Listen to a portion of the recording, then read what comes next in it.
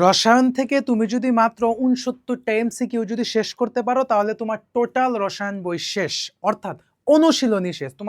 Already তোমাদেরকে আমরা বলেছি যে হচ্ছে অনুশীলনীর যে এমসিকিউ গুলি আছে এগুলি হচ্ছে আমরা ফার্স্টলি শেষ করব, তারপর অনুশীলনীর সিকিউ গুলি শেষ করব, তারপর আস্তে আস্তে হচ্ছে আমরা পরবর্তী সিরিজে যাব। প্রিয় শিক্ষার্থী ক্লাস বেলের পক্ষ থেকে সকলকে স্বাগত জানাচ্ছি। আশা করি আমাকে যে যেখান থেকে দেখতে পাচ্ছ এবং আমাদের কথা শুনতে পাচ্ছ তোমরা সবসময় ভালোর দলই রয়েছে। প্রিয় শিক্ষার্থী, চলো আমরা কথা না বাড়িয়ে আমরা হচ্ছে আমাদের কাজে প্রবেশ করি। প্রিয় শিক্ষার্থী, এটা কিন্তু এসএসসি 27 এবং এসএসসি 28 উভয় ব্যাচের জন্য হচ্ছে এই ক্লাসটা প্রযোজ্য। আশা করি তোমরা ক্লাসটা শেয়ার করে দিবে, তোমাদের প্রোফাইলে রেখে দিবে এবং বন্ধু বান্ধবদের মেনশন করে জানিয়ে দেবে। চলো আমরা মূলত আমাদের মূল ক্লাসটা আমরা শুরু করার চেষ্টা করি। প্রিয় শিক্ষার্থী, এটা হচ্ছে আমাদের প্রথম অধ্যায়। এখানে বলা হচ্ছে যে দেখো, এখানে বলা হচ্ছে হ্যাঁ, নিচের কোন পদার্থটি পরিবেশের জন্য সবচেয়ে ক্ষতি করে? আচ্ছা, প্রিজারভেটিভস তো হচ্ছে একটা কি তোমার এটা দ্বারা হচ্ছে আমরা খাদ্য সংরক্ষণ করি, এটাকে আমরা খাদ্য সংরক্ষক হিসেবে বলতে পারি প্রিজারভেটিভসকে। তারপরে অ্যালকোহল বা ইথার তো কখনোই না, কখনো এটা হবে না। সার তো কখনোই হবে না, পরিবেশের জন্য সার তো সবসময় ক্ষতিকারক না।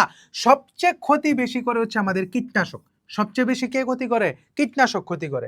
নিচের সাংকেতিক চিহ্নটি কি প্রকাশ করে? এই সাংকেতিক চিহ্নটি কি প্রকাশ করে চলো আমরা দেখার চেষ্টা করি। এই যে দেখো, এখানে একটা মানে আগুনের মতো জ্বলতেছে, খেয়াল করছো?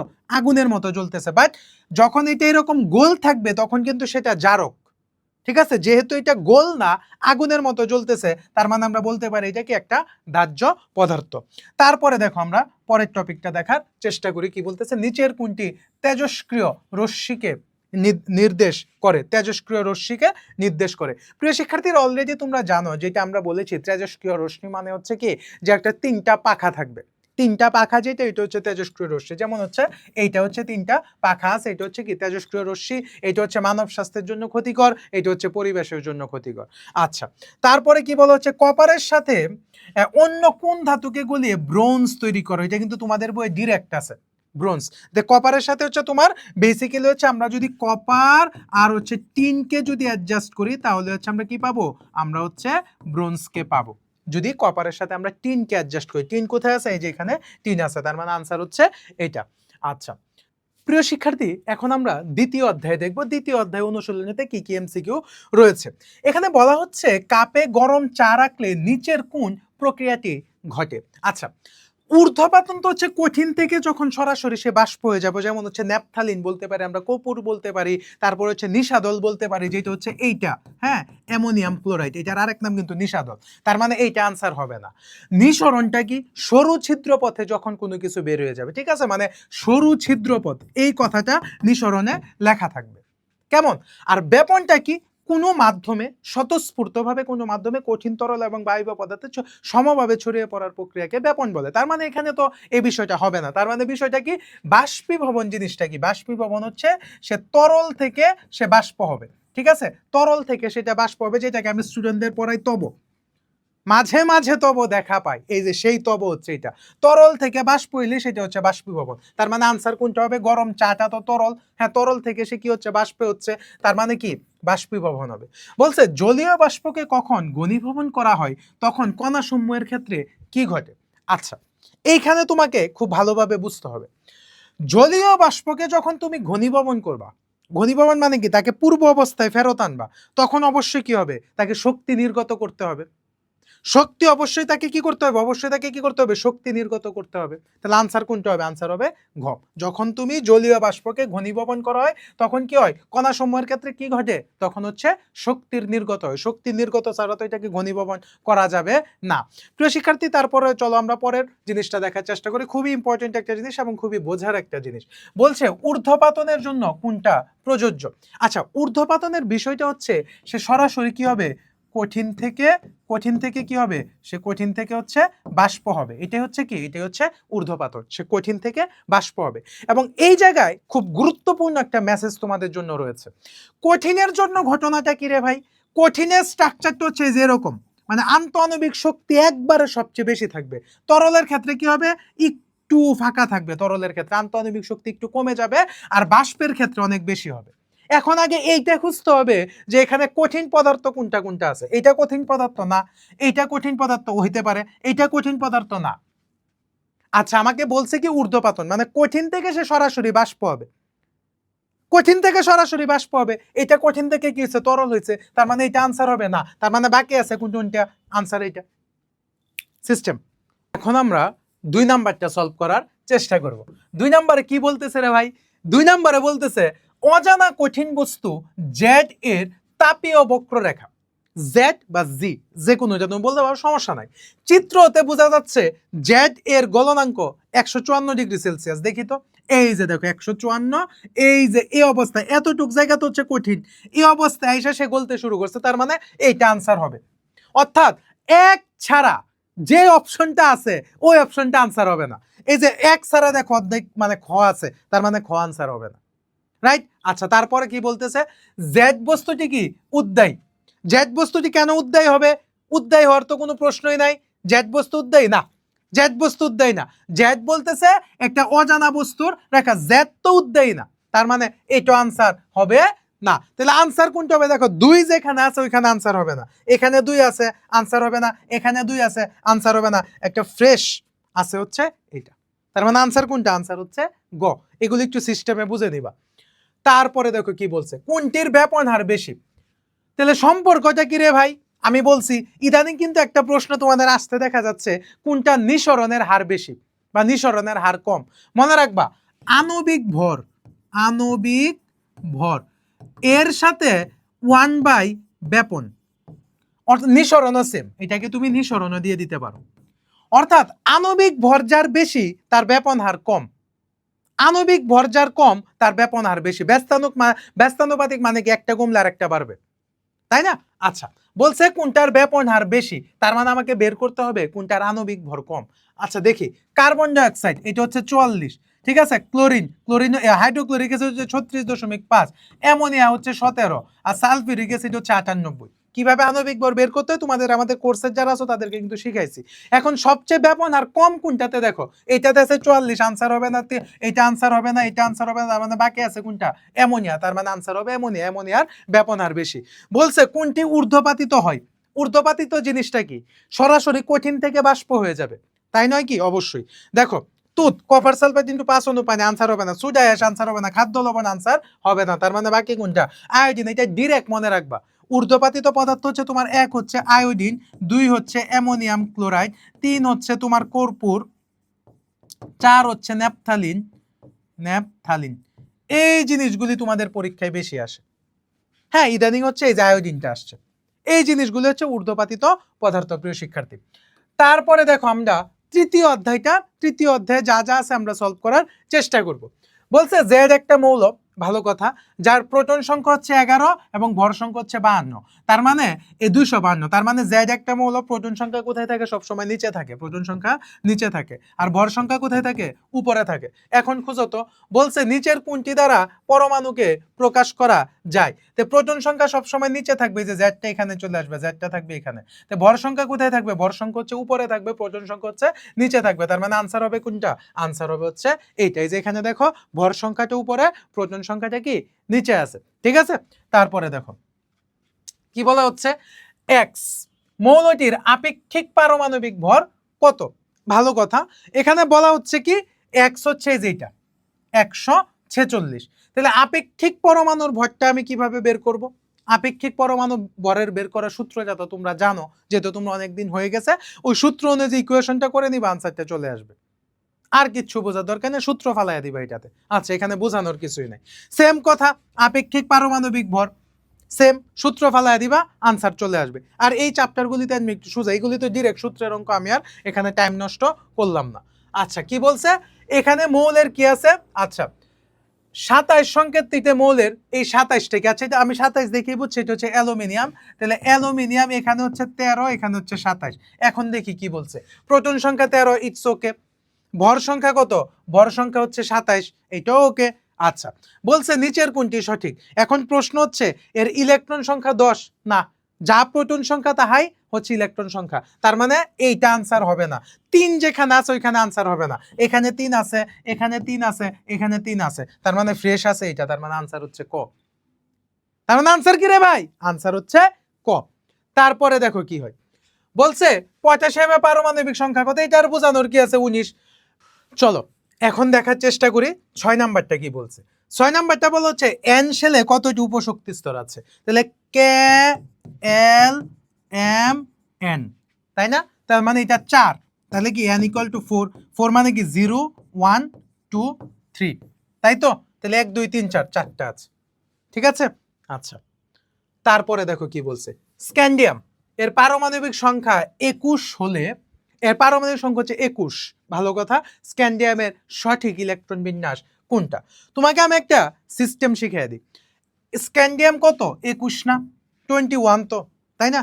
এইটা হচ্ছে এস এর মান আর এইটা হচ্ছে ডি এর মান, ঠিক আছে। এখন দেখো এটা ডি ব্লকের ক্ষেত্রে এই নিয়মটা খাটে। এস এর মান কত হবে? এস এর মান 2 হবে, ডি এর মান 1 হবে। আচ্ছা, এস এর মান কত হবে? 2 হবে। এস এর মান কত হবে? 2 হবে। এটা হইতে পারে। এস এর মান কত হবে? এই যে দেখো ডিরেক্ট মান পেয়ে গেছি। এস এর মান হচ্ছে 2, ডি এর মান হচ্ছে 1, তার মানে আনসার কোনটা হবে? আনসার হচ্ছে গ। আর ওইগুলি দেখার দরকার নাই। এগুলি আবার সব ক্ষেত্রে খাটে না কিন্তু। স্কুলটি ভাঙায় চেয়ারম্যান ফের কমিশন নিয়ে কাজে আসলো, এইটার ক্ষেত্রেই খাটে, এছাড়া আর কোনো যাতে খাটে না, ঠিক আছে। পর্যায় সারণী আমরা চতুর্থ অধ্যায়টা এখন দেখি। পর্যায় সারণীর মূল ভিত্তিকে আমরা সবাই জানি ইলেকট্রন বিন্যাস বলা হচ্ছে। এই যে একটি ইলেকট্রন বিন্যাস দিয়েছে, দিয়ে বলছে হচ্ছে পর্যায় সারণী কোন গ্রুপের অবস্থান করে। তাহলে গ্রুপের হিসাবটা তোমাদেরকে কিভাবে শিখাইছি, একটা হচ্ছে এস, আর একটা হচ্ছে পি যুগ এস যুগ 10, আর একটা হচ্ছে ডি যুগ এস। তাহলে এখানে কি আছে? এখানে আছে ডি যুগ এস। 3 আর 2 কত? 3 আর 2 হচ্ছে 5, তার মানে আনসার কোনটা হবে? আনসার হচ্ছে গ্রুপ 5। ওকে, তারপরে দেখো কি বলছে, পর্যায় সারণীর কোন একটি গ্রুপের খণ্ডিত অংশ, ভালো কথা, এটা একটা খণ্ডিত অংশ। এখানে এক্স ওয়াই প্রতীক আমরা আর প্রতীক অর্থে না নিলাম, আমরা তো জানি এটা কি। এটা হচ্ছে পটাশিয়াম, এটা হচ্ছে তোমার কি জানো, হিলিয়াম নিয়ন আর্গন ক্রিপ্টন, ঠিক আছে, ক্রিপ্টন, আর এটা হচ্ছে জেনন। আচ্ছা, এখানে বলা হচ্ছে কি প্রতীকী অর্থে ব্যবহৃত হয়েছে এক্স মৌলটির পর্যায় সারণী কোন গ্রুপে অবস্থিত। এক্স এক্স এক্স এক্স হচ্ছে এটা, এইটা এইটা এইটা কোন গ্রুপে বলছে, কোন পর্যায়ে অবস্থিত। তাহলে এইটা কোন পর্যায়ে? এ এক্স, সোজা কথা, এক্স হিসাব করে ফেলো। 137 আছে না? এটা বুঝাই যাচ্ছে এক্স কি হিলিয়াম নিয়ন আর্গন ক্রিপ্টন জেনন রেডন। নিষ্ক্রিয় গ্রুপে যাবে, নিষ্ক্রিয় গ্রুপে যাবে কিনা আগে দেখে একটা সিস্টেম শেখাই তোমারে। দেখো 37 থেকে 55 আগে বিয়োগ দাও।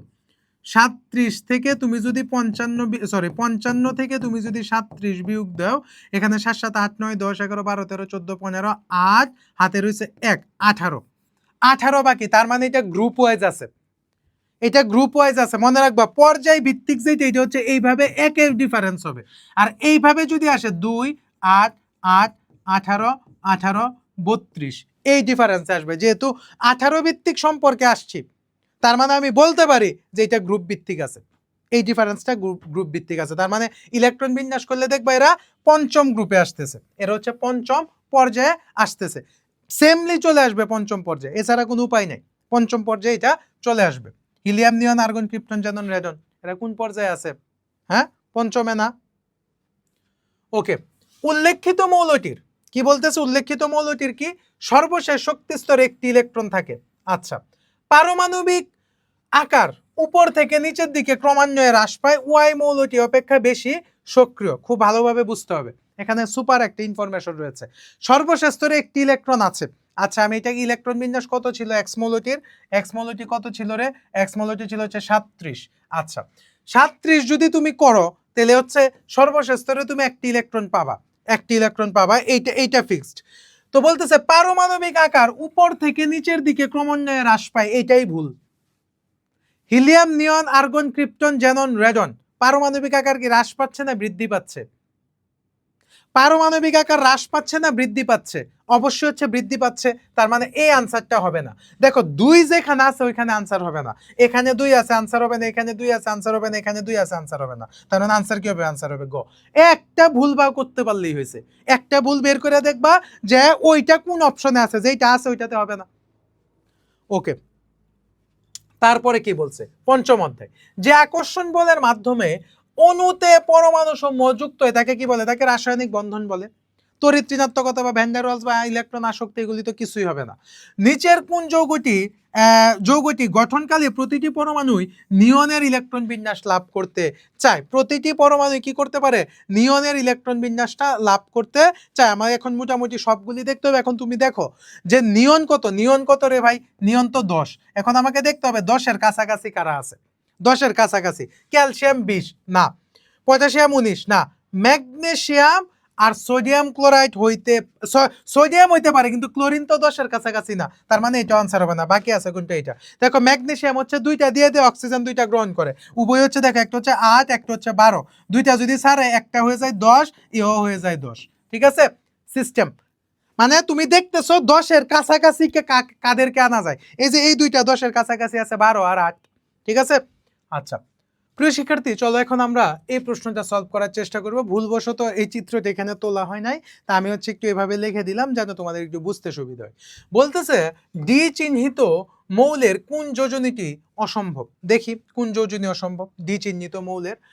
এখানে হচ্ছে বলা হচ্ছে 1 2 3 4 5 6 7 8 9 10 11 12 13 14 15 16 17। বলতেছে কোন যোজনীটি, মানে তার মানে কি এটা 17 যেহেতু, তার মানে আমি বলতে পারি এটা হচ্ছে ক্লোরিন, তাই না? যেহেতু 17 তার মানে ক্লোরিন না। এখন দেখি ক্লোরিনের কোন যোজনীটি অসম্ভব। প্রিয় শিক্ষার্থী, তোমাদের মেইন বইয়ে হচ্ছে যেটা আছে এই চিত্রটা ভুলবশত আমার মনে হয় ভুল করা হয়েছে। ঠিক আছে, এটা ভুল হয় নাই, এটা 17 হবে না, এটা হচ্ছে 16 হবে অপশনের সাথে। ঠিক আছে, অপশনের সাথে 16 হবে, এটা ভুল আছে তোমাদের মেইন বুকে, এটা ভুল আছে, এটা 17 হবে। কারণ 17 যোজনী হচ্ছে সালফারের যোজনী হচ্ছে 2 4 6। ঠিক আছে, এই যে 2 4 6 বলছে কোনটা অসম্ভব? এইটা অসম্ভব। আশা করি বুঝতে পারছো যে এটা তোমাদের বইয়ে ভুল দেওয়া আছে। তারপর শিক্ষার্থী, এখন আমরা এই বিষয়গুলি সলভ করার চেষ্টা করবো। এখানে কি বলা হচ্ছে? আচ্ছা এইটা হচ্ছে তো আমি জানলাম ভুল দিছে, এটা হচ্ছে সালফার, এটা হচ্ছে বি হচ্ছে সোডিয়াম, আর এটা হচ্ছে হাইড্রোজেন। এখন দেখি তার মানে আমার এখানে কয়টা মৌল আছে রে ভাই? আমার এখানে কয়টা মৌল আছে? সোডিয়াম আছে, আগে বুঝি এই বিষয়টা বোঝার চেষ্টা করো। কি কি আছে আমার কাছে? সোডিয়াম আছে, আমার কাছে হচ্ছে হাইড্রোজেন আছে, আমার কাছে হচ্ছে সালফার আছে, তাই না? সালফার তো হচ্ছে ডি মৌল, ঠিক আছে, আর এইটা হচ্ছে তোমার এ মৌল, আর এইটা হচ্ছে তোমার বি মৌল, রাইট? এখানে তো এটাই বলছে, তাই না? হাইড্রোজেনটা হচ্ছে এ মৌল। আচ্ছা ঠিক আছে, এখন দেখো বিষয়টা কি বলছে। বলছে 2 ধরনের বন্ধন গঠন করে বি মৌলটি, মানে সোডিয়াম। আচ্ছা এইটা পরে দেখি, আগে দেখি এক ইলেকট্রন দান করে। যেহেতু হ্যাঁ এক ইলেকট্রন সে দান করতে পারবে, এক ইলেকট্রন দান করতে পারবে, তার মানে এটা ঠিক আছে। বলছে ডি এর সাথে যুক্ত হয়, ডি কি? সালফার, তার মানে তৈরি হবে কি? Sodium sulphide. এরকম তৈরি হবে না? এরকম তৈরি হবে না? সোডিয়াম সালফাইড 2 6 6 2 পাবে না, তার মানে যুক্ত হয়ে পানিতে দ্রবীভূত, তার মানে এটা একটু আয়নিক হয়ে গেছে, তার মানে এইটা আনসার হবে। আচ্ছা 2 ধরনের বন্ধন গঠন করে। আচ্ছা একটা কথা মনে রাখবা, হ্যাঁ 2 ধরনের, একটা হচ্ছে সোডিয়ামটা ধাতব বন্ধন গঠন করে, আর একটা হচ্ছে আয়নিক বন্ধন গঠন করে। সোডিয়াম কখনো সমযোজী বন্ধন গঠন করে না। এটা কিন্তু তুমি এক চান্সে মনে রাখতে পারো যে সোডিয়াম কখনো কি করে না, সোডিয়াম কখনো তোমার হচ্ছে সমযোজী বন্ধন গঠন করে না, সোডিয়াম সবসময় আয়নিক বন্ধন গঠন করে। তার মানে অবশ্যই সে 2 ধরনের বন্ধন, এবং ধাতব বন্ধনেও সোডিয়ামকে লাগে অধিকাংশ ক্ষেত্রে। তারপরে দেখো কি বলছে, নিচের কোনটি অ্যালুমিনিয়াম সালফেটের সংকেত? তাহলে অ্যালুমিনিয়ামের সালফেটের সংকেতটা কি? অ্যালুমিনিয়াম সালফেটে যেহেতু অ্যালুমিনিয়াম 3, তার মানে ব্র্যাকেটের বাইরে 3 থাকতে হবে। এটাতে হবে, এইটাতে হইছে না, যে এইটাতে 3 আছে, এইটাতে 3 আছে, তা সালফেটেরটা কত? 2, তার মানে এ পাবে, তার মানে আনসার হচ্ছে ক, রাইট? ক্যালসিয়াম অক্সাইড কোন ধরনের যৌগ? এটা তো আর বুঝার কি আছে, এটা প্লাস এটা মাইনাস, তার মানে এটা হচ্ছে এক ধরনের আয়নিক যৌগ, যেহেতু একটা ধাতু আছে আর একটা অধাতু আছে। ওকে, কোনটির জলীয় দ্রবণে বিদ্যুৎ পরিবহন করে না? যে সমযোজী যৌগ সে বিদ্যুৎ পরিবহন করে না। এই যে দেখো জৈব যৌগগুলি অধিকাংশ ক্ষেত্রেই সমযোজী যৌগ, জৈব যৌগগুলি, এইটা হচ্ছে আয়নিক, ঠিক আছে, তারপরে হচ্ছে এইটা হচ্ছে আয়নিক, আর এইটা হচ্ছে গ্লুকোজ। গ্লুকোজ বা চিনি কখনো বিদ্যুৎ পরিবহন করে না, এটা আমরা সবাই জানি, বা ফ্রুক্টোজও সেম।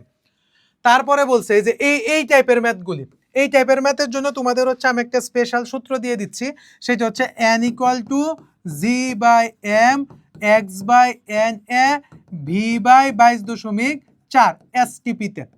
ঠিক আছে, যেহেতু এখানে প্রমাণ অবস্থা একটা গ্রাম আসছে আর একটা হচ্ছে লিটার আসছে, ঠিক আছে, আমার কাছে আয়তন চাইছে, তার মানে আমাকে লাগবে হচ্ছে g/m = কি?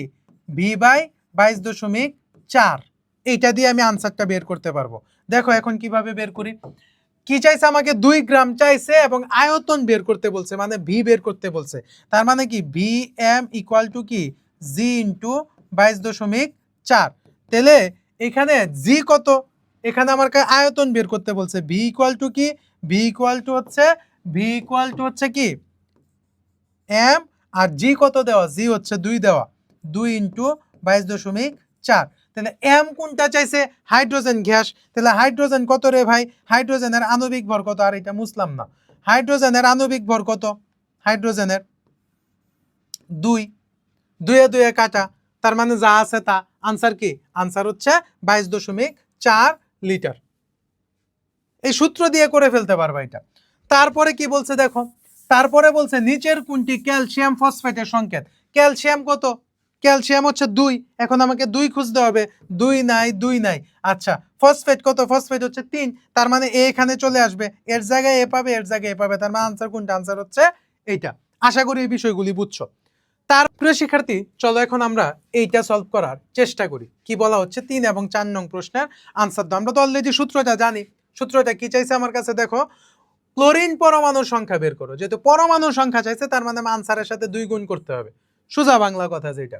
তাহলে আমার ঘটনা কি, এখানে অ্যাভোগাড্রো সংখ্যা আছে, পরমাণুর সংখ্যা আছে, তার মানে আমার কাছে লাগবে n equal to G by M equal to X by N A. আমার কাছে কি আছে, এক্স আছে, তার মানে কি জি এন এ বাই হচ্ছে এম। জি এখানে কত আছে, ক্লোরিনের মধ্যে কত আছে, 75 আছে না, 75, আর এন হচ্ছে 6.026 ইন্টু 10⁻23, রাইট। আর এম কি, এম হচ্ছে আণবিক ভর, ক্লোরিন, ক্লোরিন যেহেতু 2টা, ঠিক আছে, ক্লোরিন 2টা হইলে কি হয়, 35 35 70, আর পাশে পাশে 10, 71। আচ্ছা তাহলে বোঝা যাচ্ছে এটা এটা কাটা যাবে, হ্যাঁ 1 আসবে। তাহলে ঘটনাটা কি, ঘটনা এটা বাকি থাকবে, তুমি হিসাব করে দেখবা শুধু এটা বাকি আছে, 6.026 ইন্টু কি 10⁻23। আচ্ছা যেহেতু আমার কাছে পরমাণুর সংখ্যা চাইছে, আমি বলছি 2 গুণ করে দিবা, তাহলে 2 গুণ করলে বোঝাই যাচ্ছে 1.2 হবে, এই যে আনসার হচ্ছে 1.2। আচ্ছা এখন কি বলছে দেখো, পরের প্রশ্নটা কি বলছে, পরের প্রশ্নটা বলতেছে যে কতটুক অবশিষ্ট আছে। এই প্রশ্নটা, যে 4 নাম্বার প্রশ্নটা যেটা বলতেছে যে উদ্দীপকের বিক্রিয়ায় কতটুক অবশিষ্ট আছে। আচ্ছা উদ্দীপকের বিক্রিয়াটা আগে আমরা করি। বিক্রিয়াটা কি, যেহেতু গ্যাস তার মানে তৈরি হবে হচ্ছে এইটা। তাহলে হাইড্রোজেন কত 2, আর ক্লোরিন কত 36 না, 36 ক্লোরিন হচ্ছে তোমার 35.5, হ্যাঁ তার মানে 2টা আছে, তার মানে হচ্ছে 71। তাহলে 71-এর জন্য লাগতেছে হচ্ছে আমার 2, তাই না। সুতরাং একে আর আমি যাব না, 71-এর জন্য যদি 2 লাগে তাহলে একের জন্য কতটুক লাগবে, একের জন্য লাগবে 2/71, তাই কিনা। আর হচ্ছে কত গ্রাম চাইছে, কত গ্রাম আমি পরিচালনা করতেছি, 71 নিছি না, তার মানে এখানে হচ্ছে তোমার 75 গ্রাম ক্লোরিন, 75 গ্রাম ক্লোরিন লেখো এখানে 75। তাহলে এখানে যদি আমি লিখি 2 ইন্টু 75 বাই হচ্ছে 71, তাহলে হিসাব করলে কত আসে, হিসাব করলে হচ্ছে এখন একটা কনক্রিট ভ্যালু আসবে, কনক্রিট ভ্যালু আসবে। কনক্রিট ভ্যালুটা কি, তো প্রিয় শিক্ষার্থীরা এখানে যদি আমরা একটু খেয়াল করি, যদি এইটার সাথে এটা দিই তাহলে দেখা যায় একবার যায়, তাহলে আমি বলতে পারি এখানে 2 এর থেকে মানটা একটু বেশি হবে, তাই না। একবার যেহেতু যাচ্ছে, আমি যদি একটু কমায় ধরছি তার মানে 2 থেকে মানটা একটু বেশি হবে। এখন একটা জিনিস বোঝার চেষ্টা করো, তার মানে আমার হাইড্রোজেন কতটুকু অবশিষ্ট আছে, ওইখানে কতটুকু ছিল, ওইখানে ছিল হচ্ছে 5, আমি পাইছি হচ্ছে 2, তার মানে বোঝা যাচ্ছে হাইড্রোজেন অবশিষ্ট আছে 3 থেকে মানটা একটু বেশি হবে। এত গ্রাম হাইড্রোজেন অবশিষ্ট আছে। আমার অপশনে কি দেওয়া, অপশনে মোল দেওয়া, তার মানে এখন আমার কাজ করতে হবে n equal to G by M, তাই না। কেন, কারণ এই যে n হচ্ছে মোল সংখ্যা না, n হচ্ছে মোল সংখ্যা না, তাহলে জি কত দেওয়া, হাইড্রোজেন দেওয়া কত, দেওয়া হচ্ছে 3, এটার মান কত 2 আণবিক ভর, তার মানে এটা দিয়ে এটা হচ্ছে একবার কাটা যায়। এখন দেখো 1 দিয়ে কি আছে, ক্লোরিন তো হবেই না, ক্লোরিন এখানে লিমিটিং বিক্রিয়ক, ক্লোরিন হচ্ছে অবশিষ্ট থাকবে না, লিমিটিং বিক্রিয়ক, তার মানে আনসার কোনটা 1.44। প্রথমে ক্লোরিন আর অপশন প্রথমেই বাদ। আশা করি এটা সিস্টেমটা বুঝছো, ঠিক আছে, ওকে। তারপরে কি বলছে, প্রমাণ অবস্থায় এখানে লিটার দেওয়া আর এখানে গ্রাম দেওয়া, তার মানে হিসাবটা কি হবে, n equal to G by M, আরেকটা কি ভি বাই এস টিপিতে কত হবে 22.4। হিসাব তো জানোই কোনটার সাথে কোনটাকে নিয়ে আসবা। এইটাও সেম ঘটনা, কতটি অণু আছে, এই যে G/m X/n এ, তারপর হচ্ছে অণু যেহেতু চাইছে তার মানে এক্সটাকে এদিকে নিয়ে এসে পড়বা। তুমি জাস্ট এই সূত্রটাকে মনে রাখবা, n = G/m = X/n = V/22.4 আর V/24.24.789। এটা হচ্ছে কি, এটা হচ্ছে তোমার এসটিপি আর এটা হচ্ছে এসএটিপি। অলরেডি তোমাদের হচ্ছে আজকে 6টা অধ্যায় থাকবে, ঠিক আছে, 1 থেকে 6 পর্যন্ত। পরবর্তীতে 7 থেকে 12 পর্যন্ত পার্ট 2 আসবে। সবাই ভালো থাকো, সুস্থ থাকো, নিরাপদে থাকো, আর অবশ্যই ক্লাস বেলের সঙ্গেই থাকো।